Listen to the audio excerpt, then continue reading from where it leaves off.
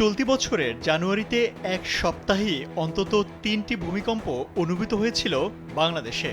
আর ২০২৪ সাল থেকে এখন পর্যন্ত ৬০টিরও বেশি ভূমিকম্প রেকর্ড করা হয়েছে এই অঞ্চলে, যার মধ্যে ৩১টির তীব্রতা ছিল ৩ থেকে ৪ মাত্রার মধ্যে এবং ৩টি ৪ মাত্রার উপরে।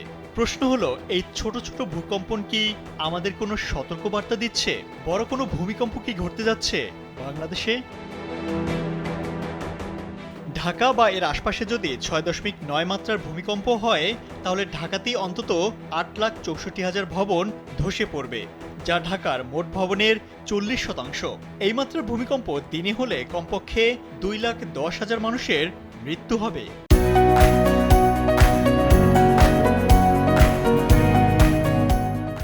আর রাতে হলে কমপক্ষে ৩,২০,০০০ মানুষ মারা যাবে। রাজধানী উন্নয়ন কর্তৃপক্ষ রাজুকের ২০২৩ সালের এক গবেষণায় এমন ভয়ঙ্কর তথ্য উঠে আসে। বিশেষজ্ঞদের মতে বর্তমান সময়ে ভূমিকম্পের উচ্চ ঝুঁকিতে রয়েছে বাংলাদেশ। দেশের মধুপুর ফল্ট, ডাউকি ফল্ট এবং চট্টগ্রাম টেকটনিক মুভমেন্টের কারণে বাংলাদেশের বিভিন্ন অঞ্চলে ৭.৫ থেকে ৮ মাত্রা ভূমিকম্পের আশঙ্কা রয়েছে। তাই বলা যায়, সাম্প্রতিক সময়ের ছোট ছোট ভূমিকম্প বড় ধরনের বিপর্যয়ের পূর্বাভাসও হতে পারে।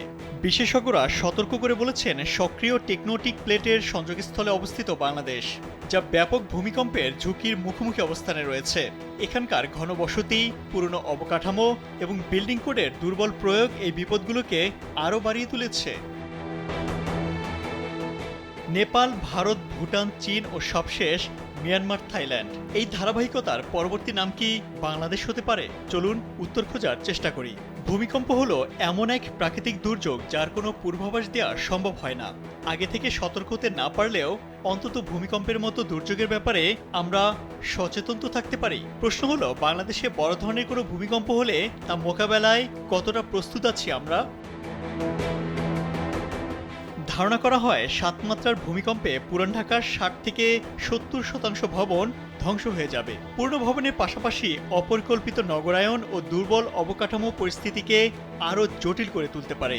২০১৮ সালের এক জরিপে দেখা যায়, মিরপুর, মোহাম্মদপুর, পল্লবী, রামপুরা, মতিঝিল ও খিলগাঁওয়ের মতো এলাকার অনেক স্থাপনা কাঠামোগত ও নকশার মান পূরণে ব্যর্থ। এখন যদি উচ্চ, মাঝারি বা বড় ধরনের ভূমিকম্প হয়, তাহলে ঢাকা শহরের জলাশয় ভরাট করে যেসব দালানকোঠা তৈরি হয়েছে, অফিস, আদালত, ব্যবসা বাণিজ্যের প্রসার ঘটেছে, সেসব এলাকা খুব মারাত্মকভাবে ক্ষতিগ্রস্ত হবে। ফলে বাংলাদেশে যে কোনো বড় ধরনের ভূমিকম্প এক মহাবিপর্যয় ডেকে আনতে পারে। এখন দেখার বিষয়, ভূমিকম্পের মতো দুর্যোগের পরে তার উদ্ধার অভিযানে কতটা প্রস্তুত বাংলাদেশ। রানা প্লাজা ধসের ঘটনা আমাদের চোখে আঙুল দিয়ে দেখিয়ে দিয়েছে একটি ভবন ধসই কতটা নাজেহাল আমাদের জরুরি বিভাগ। সেখানে ঢাকার হাজার হাজার ভবন একবারে ধসে পড়লে উদ্ধার অভিযানে কত শত বছর লাগতে পারে একবার ভেবে দেখুন।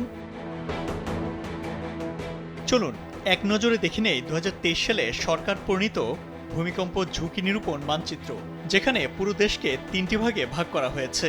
তার মধ্যে উচ্চ ঝুঁকি সম্পন্ন জেলাগুলো হচ্ছে সিলেট, মৌলভীবাজার, হবিগঞ্জ, সুনামগঞ্জ, কিশোরগঞ্জ, শেরপুর ও নেত্রকোনা।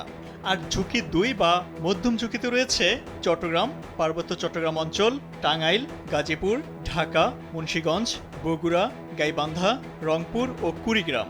এর বাইরে দেশের অন্যান্য এলাকাগুলো কম ঝুঁকিপূর্ণ এলাকা হিসেবে চিহ্নিত করা হয়েছে।